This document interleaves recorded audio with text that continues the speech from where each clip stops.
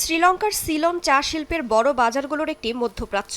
বছরে প্রায় ৬৮ কোটি ডলারের চা রপ্তানি হয় ওই অঞ্চলে। তবে ইরান সংঘাত শুরুর পর থেকেই কমতে শুরু করেছে চায়ের দাম ও চাহিদা।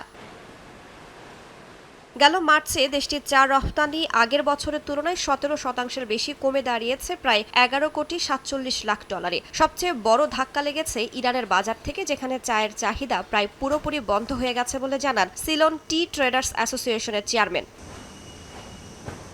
শুধু ইরান নয়, শ্রীলঙ্কার সরকারি রফতানি উন্নয়ন বোর্ডের তথ্য অনুযায়ী ইরাকে চা রফতানি কমেছে ৩৮%, আর সংযুক্ত আরব আমিরাতে কমেছে ৯৩%। মধ্যপ্রাচ্যের আতিথেয়তা ও পর্যটন খাতে মন্দা তৈরি হওয়ায় প্রিমিয়াম চায়ের চাহিদা কমছে বলে জানিয়েছে বিশ্বজুড়ে পরিচিত ব্র্যান্ড দিলমা টি। প্রতিষ্ঠানটির চেয়ারম্যান জানান, সরবরাহ ব্যবস্থা, কাঁচামাল আর শিপিং সবখানেই সংকট তৈরি হয়েছে। এর জেরে প্রতিষ্ঠানটি এখন যুক্তরাষ্ট্র, কানাডা ও দক্ষিণ আমেরিকায় নতুন বাজার খুঁজছে।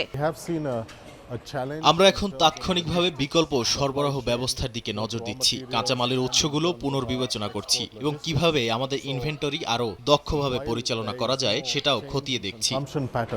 ২ শতকের পুরানো এই শিল্প এখনও মূলত খোলা বা বাল্ক চা রফতানির উপর নির্ভরশীল, যেখানে মুনাফা তুলনামূলক কম। বিশ্লেষকরা বলছেন, বর্তমান ভূ রাজনৈতিক অস্থিরতা শ্রীলঙ্কাকে বাধ্য করছে নতুন বাস্তবতার মুখোমুখি হতে। বিশেষায়িত চা, প্যাকেটজাত পণ্য আর আন্তর্জাতিক ব্র্যান্ড তৈরিতে জোর না দিলে ভবিষ্যতে সংকট আরও বাড়তে পারে। তবে আপাতত সবচেয়ে বড় চ্যালেঞ্জ হয়ে দাঁড়িয়েছে রফতানি কার্যক্রম। জাহাজ ভাড়া অস্বাভাবিক হারে বাড়ায় অনেক শিপিং লাইন এখন কার্গো নিতে পারছে না।